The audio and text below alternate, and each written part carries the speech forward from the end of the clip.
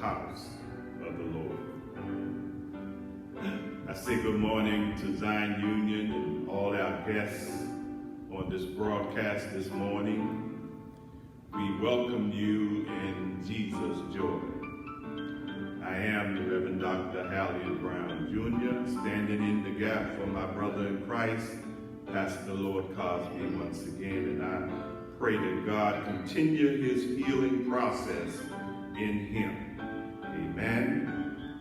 Let us go right to our scripture this morning, and it's found in 1 Peter chapter 1, verses 1 through 7. Again, I say 1 Peter chapter 1, verses 1 through 7, and we will be taking our topic from verse number 7.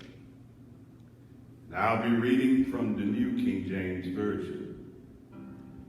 And it says, Peter, an apostle of Jesus Christ, to the pilgrims of the dispersion in Pontus, Galatia, Cappadocia, Asia, and Bithynia, elect according to the foreknowledge of God the Father, in sanctification of the Spirit, for obedience and sprinkling of the blood of Jesus Christ. Grace to you and peace be multiplied.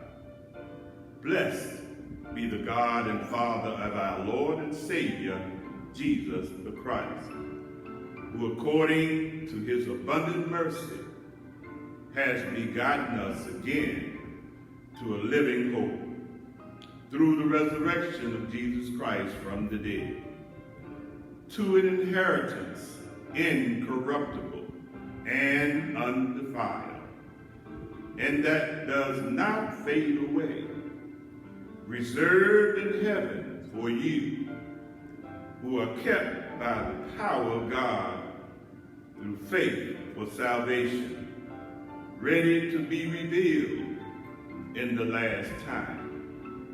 In this you greatly rejoice, though now, for a little while, if need be, you have been grieved by various trials, that the genuineness of your faith, being made precious than gold that perishes, though it is tested by fire, may be found to praise, honor, and glory at the revelation of Jesus Christ.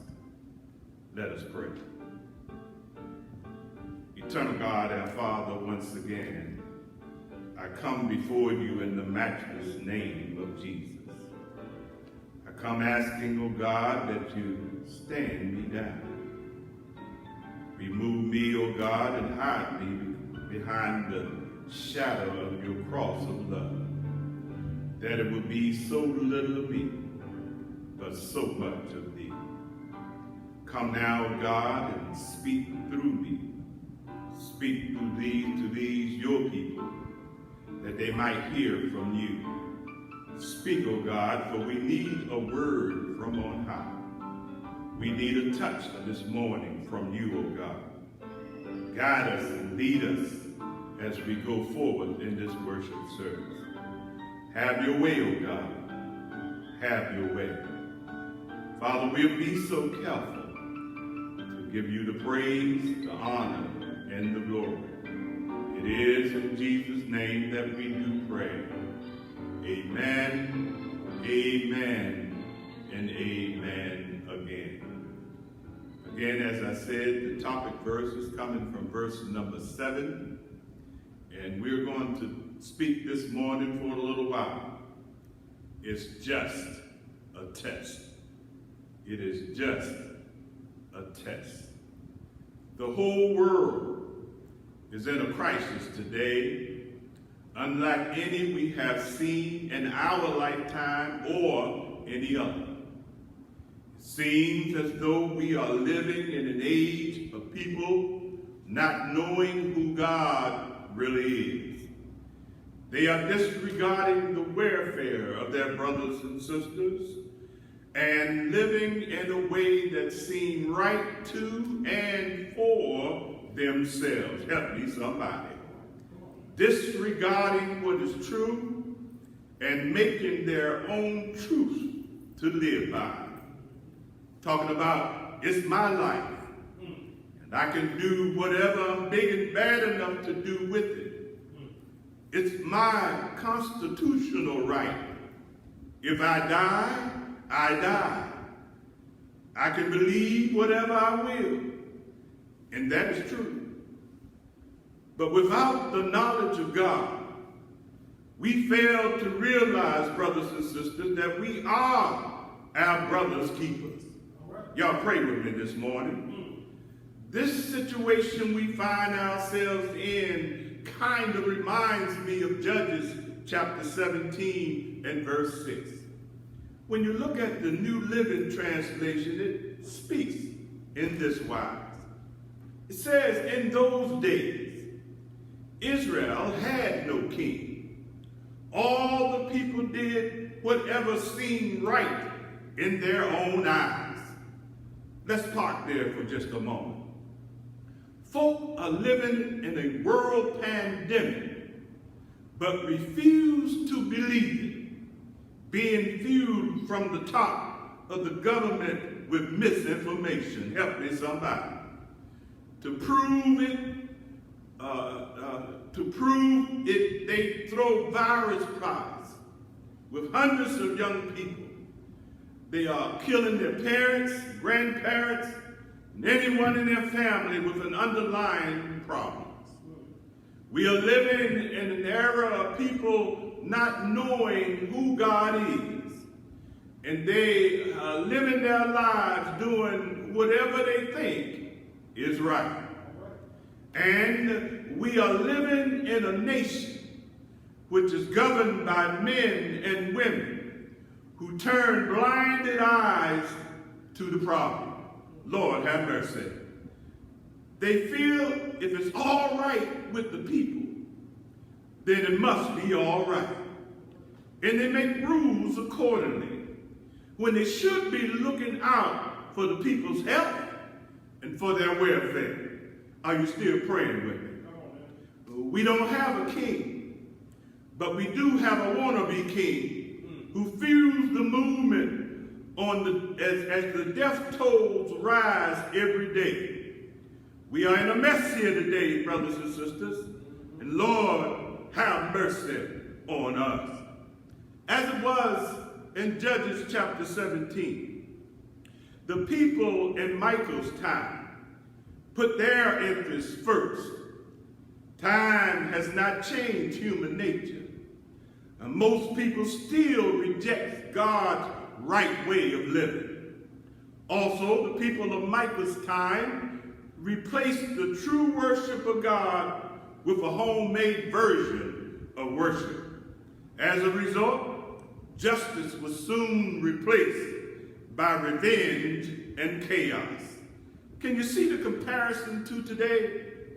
Even in the church today, you see folk with a form of godliness, but are denying the power thereof. Help me, somebody. They refuse to be led of the Holy Ghost, which teaches them all things of Christ Jesus. Likewise, our nation is losing its God's foundation little by little, and is no longer one nation under God, with liberty and justice for all, but has become whatever the majority wants, the majority gets. Whoever can buy the government can get what they want. Help me, somebody. We found our nation today moving toward being a nation of revenge and chaos. Ignoring God's direction, brothers and sisters, will lead to confusion and destruction. Anyone who has not submitted to God will end up doing whatever seems right at the time. This tendency, brothers and sisters, is present in all of us. Lord have mercy. Church, we have some work to do. That's right. To know what is really right and to have the strength to do it, we need to draw closer to God and closer to his word. Somebody need to hear me this morning. We need to draw closer and adhere to his word and not the voices of this wicked world. Jesus tells us in John chapter 10, verses 27 and verse 28. He says this, "My sheep hear my voice, and I know them, and they follow me. And I give unto them eternal life, and they shall never perish, neither shall any man pluck them out of my hand." Hallelujah. We are in a battle, my brothers and sisters, that are not of flesh and blood, but are with the powers and principalities of this world.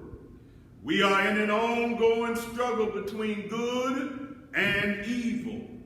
And don't you know, evil seems to be winning. Am I right about it? Right. In this world, you're going to have some ups and you're going to have some downs. You will experience a time of plenty and a time of need. Let me hurry on to the text.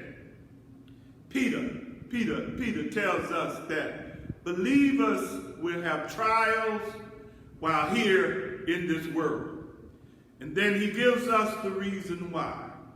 He says in our text that the trials of our faith, being much more precious than of gold that perisheth, though it be tried with fire, might be found unto the praise and honor and glory at the appearing of Jesus Christ. Peter is saying we will go through some stuff. How many know that we're going through some stuff right now? But the stuff that we go through will test our faith in God and will make us stronger if we endure. He is saying it's just a test, and you will not die in it if you trust God. Somebody shout amen. Amen. We must accept our test of faith or trial as a part of the refining process, or what we call a regeneration process that burns away impurities and prepares us to meet Jesus, our Savior. Let me help somebody. As gold or silver is heated, impurities float to the top and can be skimmed off. And then once the gold or silver is purified, then the goldsmith or the silversmith can see his face in it. Oh, y'all ain't hearing me this morning. You didn't get that. Our trials and struggles and persecutions refines and strengthens our faith, making us useful to God to be used for his purpose. Oh, glory, hallelujah. Glory to his holy name. Instead of us moaning and complaining, asking, why me? Why do bad things always happen to me? I know I ain't talking about nobody here this morning. We should be responding with a new set of responses, driven by the renewing of our minds.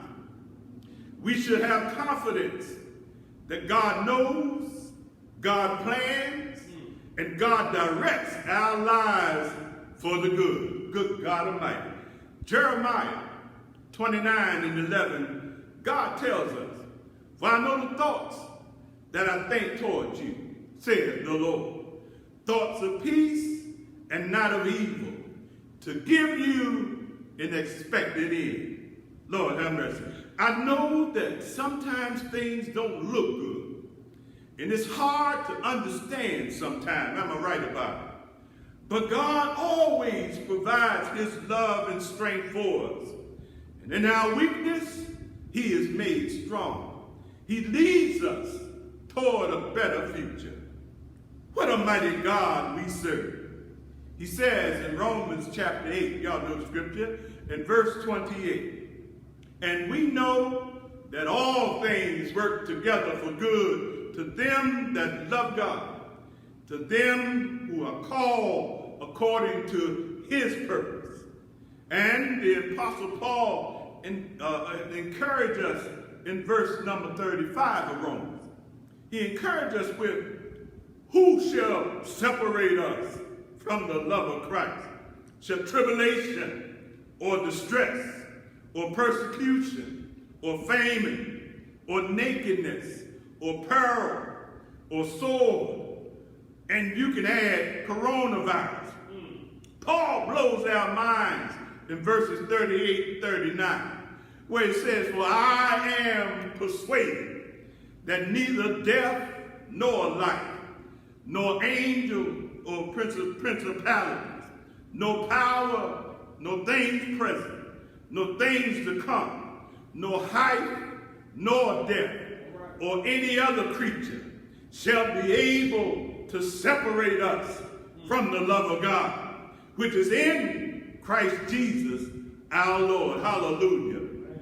Paul flat out let us know that God works in everything, and he'll work everything out for our good. But remember, for those of us who love him, oh, you ought to be shouting right now and praising our holy God. God's works are not just isolated incidents. He don't just do something for some and then not for others. He is not influenced by your wealth. He's not influenced by your degrees or your high positions or your prestige. God works for all of our good. This does not mean that all that happens to us is good. Evil, my brothers and sisters, is prevalent in this fallen world. But God is able. Lord have mercy. Let me say that again. But God is able. Yes, he is. Nobody heard me here. I say God is able.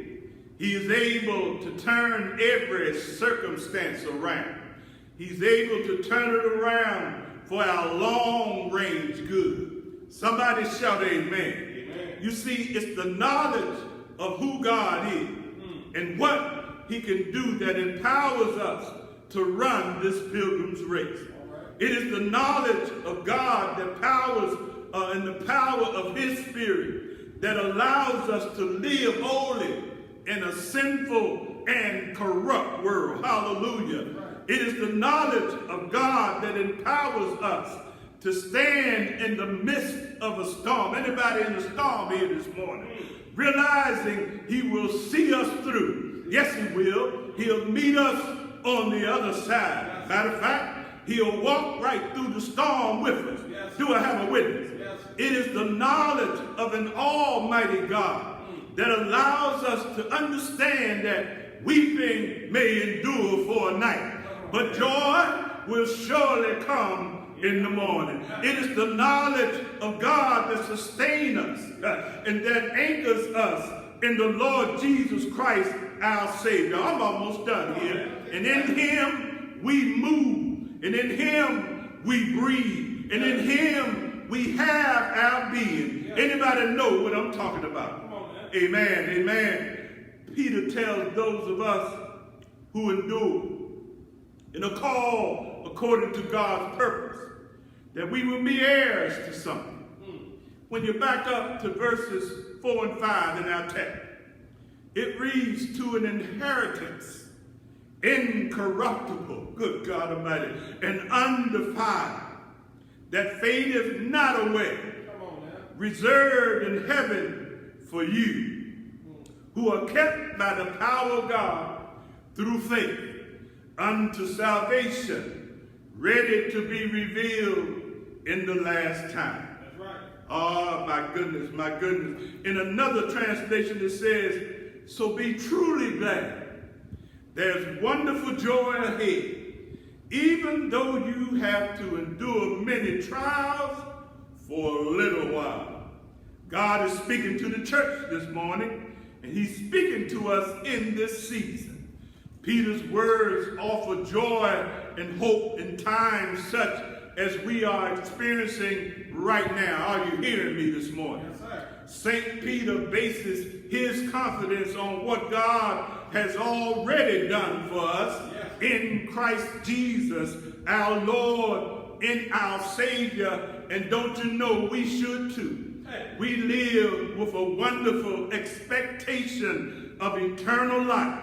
Our hope is not only for the future. Our hope in our eternal lives begin when we trust Christ and believe in our hearts that he is the Son of God and that God raised him from the dead, and we join God's family.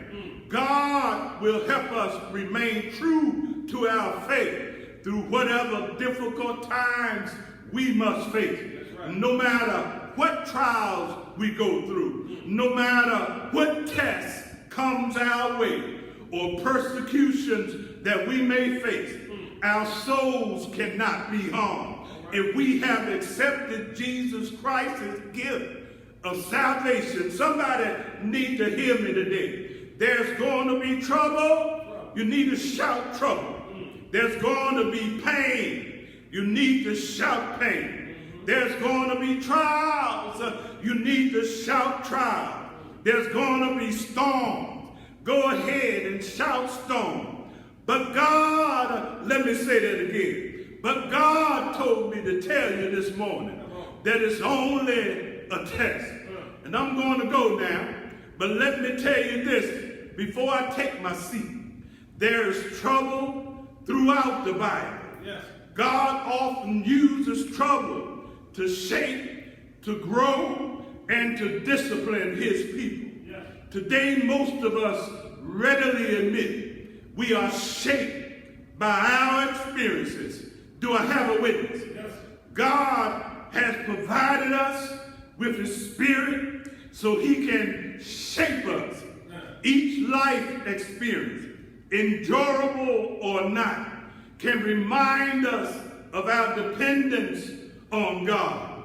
He is the source of every good thing, as well as the one who strengthens, the one who guides, the one who helps in times of trouble. It's only a test. Come on, Job. Job said, though he slay me, yet will I trust him. I want you to know this thing that we are going through is only a test.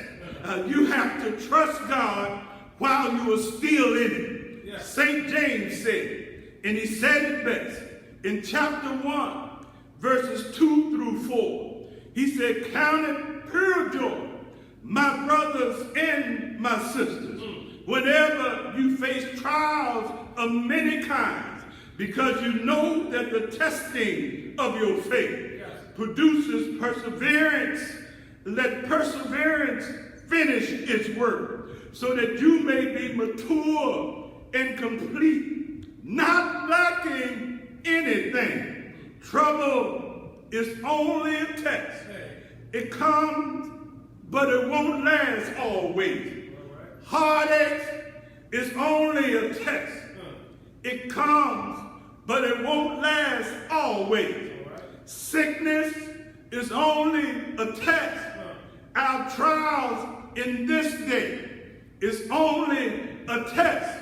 So remember, if you lose your home in this season, it is only a test. Jesus will make a way out of no way. If your health fails you in this season, it is only a test.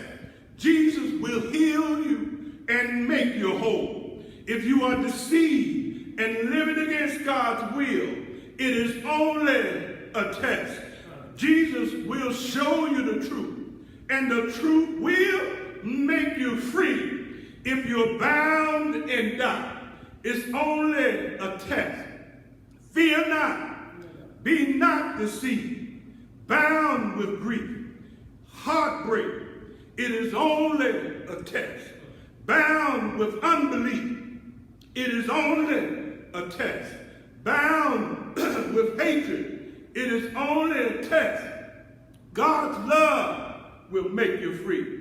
Be healed, be delivered, and be set free. In Jesus' name. He hung, bled, and died on that tree on Calvary's hill. But I want you to know today that he rose up on the third day from that grave, and he lives again, that you might be delivered from sin and death. Don't give up. Don't give in. Don't let go of the hand of Jesus Christ, our Lord and our Savior. Yes. Keep holding on. Yes. Keep holding on to Jesus. The trials that we face down here, brothers and sisters, are just a test. To God be the glory. Amen. Glory to his holy name. Amen. Amen. Amen.